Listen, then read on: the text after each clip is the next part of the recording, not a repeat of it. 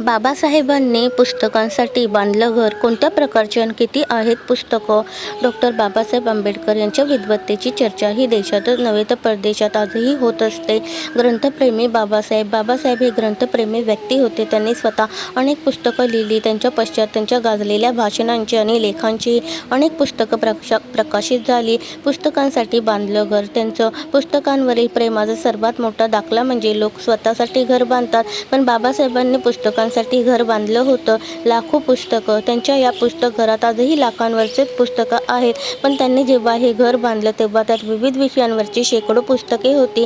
कुठली पुस्तकं? यामध्ये तत्त्वज्ञानाची 6,000, अर्थशास्त्राची 1,000, युद्धशास्त्राची 3,000, धर्मशास्त्राची 2,000, राजकारणावरती 3,000, कायद्याची 5,000 पुस्तके होती. दुमजली घर. सन 1933 साली बाबासाहेबांनी एवढ्या मोठ्या ग्रंथसंपदेसाठी दादरच्या हिंदू कॉलनीत सुरेख असं दुमजली घर बांधलं.